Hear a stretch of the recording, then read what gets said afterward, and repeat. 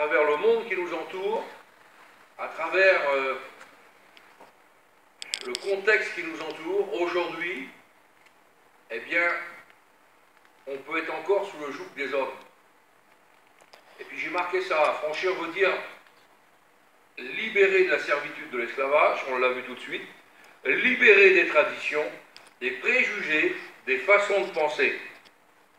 Mais un affranchi, il y a une double chose. Là, c'est l'affranchissement comme une lettre, c'est-à-dire détaxé, payé, libre d'y circuler.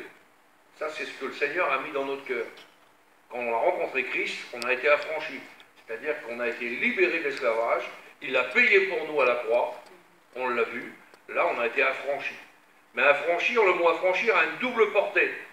Et la portée du mot affranchir, on va dire ça en français argotique, hein, ou dans le langage qu'on utilisait dans le monde de voyous par exemple, le mot affranchir aussi veut dire prévenu. Quelqu'un qui est affranchi, malheureusement on est passé par la case prison, quand on est affranchi en prison, ça veut dire qu'on est avisé. Ça veut dire qu'on est prévenu. Ça veut dire que, eh bien, si on nous dit quelque chose, on sait à quoi on s'engage. Hein? Donc c'est quelque chose de ferme. On sait à quoi on peut s'attendre. C'est ça aussi l'affranchissement. Et puis la raison de ce message-là, eh bien, c'est pour la liberté chrétienne, que ce soit dans les églises, la liberté de pratique, la liberté même pour les ministères, on va le voir ensemble.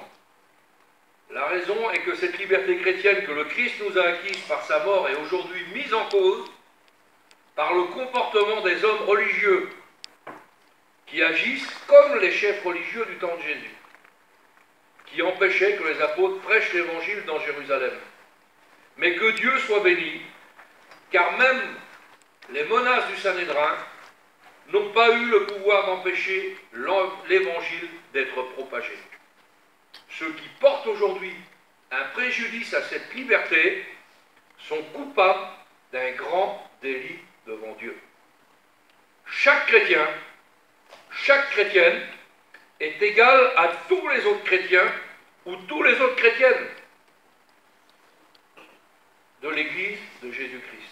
Tous ceux qui composent le corps spirituel de Jésus sont des membres de l'Église. Et c'est le Christ qui en est la tête. L'Épître aux Colossiens nous en donne la preuve. Colossiens 1, verset 17.